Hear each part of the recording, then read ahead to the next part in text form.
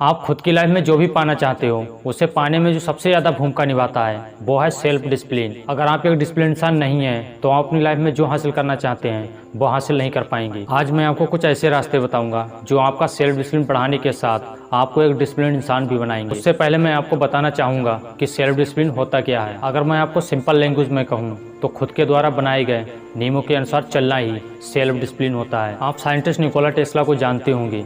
उनका कहना है कि मैंने अपनी लाइफ में सक्सेस पाई है तो केवल एक चीज़ से पाई है, वो है सेल्फ डिसिप्लिन। मैं इस शक्ति का इस्तेमाल करता रहता हूँ जब तक कि मैं अपने लक्ष्य से एक नहीं हो जाता हूँ। अब बात करते हैं आप खुद का डिसिप्लिन कैसे बढ़ाएं। Number 1, delay gratification practice. 1972 में स्टैनफोर्ड यूनिवर्सिटी के एक प्रोफेसर वाल्टर मिशेल ने अपनी एक रिसर्च के द्वारा बताया इंसान मुख्यतः 2 प्रकार से ग्रेटिफिकेशन को फील करता है। First, instant gratification. Second, delay gratification. Instant gratification का मतलब प्रेजेंट मोमेंट में आप उन चीज़ों या हैबिट्स को करना पसंद करते हैं जो आपको अभी प्लेजर देती हैं बट लॉन्ग टर्म के लिए आपको फ़ायदेमंद नहीं होती हैं। और डिले ग्रेटिफिकेशन में आप उन चीज़ों को करते हो जिसमें आपका मन ना हो करने का, लेकिन फिर भी आप उन चीज़ों को करते हो तो लॉन्ग टर्म में आपके लिए वो बहुत फ़ायदेमंद होंगी। अब वो चाहे आपकी स्टडी हो, जिम हो या कोई और दूसरा वर्क हो। बट अगर आपको सेल्फ डिसिप्लिन डेवलप करना है तो आपको डेली डिले ग्रेटिफिकेशन प्रैक्टिस करना होगा। चलो बढ़ते हैं सेकंड नंबर की तरफ, रिस्पॉन्सिबिलिटी। अगर आप जिम्मेदारी नहीं लेते हैं तो आपका डिसिप्लिन नहीं बढ़ सकता है। बट अगर आपने जिम्मेदारी ले ली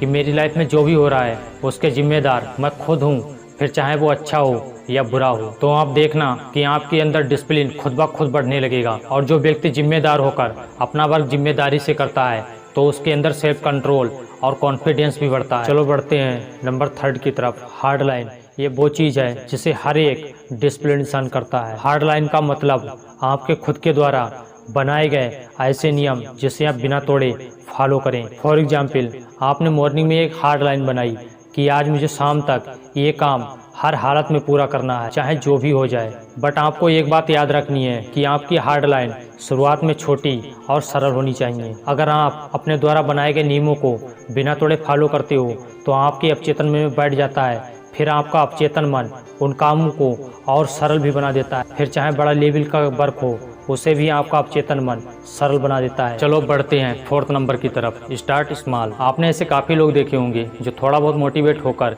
या किसी पॉपुलर इंसान को देखकर उसके जैसी बनने के लिए खुद को चैलेंज दे देते हैं और शुरुआत से ही बड़े लेवल से वर्क करना स्टार्ट कर देते हैं और कुछ समय के बाद ही हार मानकर बैठ जाते हैं क्योंकि उनके अंदर सेल्फ डिसिप्लिन नहीं होता है। फॉर एग्जाम्पल, आपने किसी आईएएस ऑफिसर की स्टोरी पढ़ी कि वह आईएएस ऑफिसर कैसे बना, तो उसमें लिखा था कि वह प्रतिदिन 10 से 12 घंटे पढ़ता था। ये पढ़कर आप भी एक आईएएस ऑफिसर बनने के लिए 10 से 12 घंटे पढ़ना शुरुआत से ही स्टार्ट कर देते हैं, लेकिन कुछ समय के बाद ही आप हार मानकर बैठ जाते हैं और पढ़ना छोड़ देते हैं क्योंकि आपने शुरुआत से ही बड़े लेवल से पढ़ना स्टार्ट कर दिया था और आप में शुरुआत में सेल्फ डिसिप्लिन भी नहीं होता है।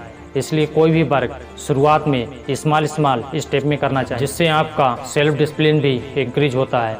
आज के लिए बस इतना ही। अगर ये वीडियो आपको अच्छा लगा हो तो शेयर जरूर करें। जय हिंद, वंदे मातरम।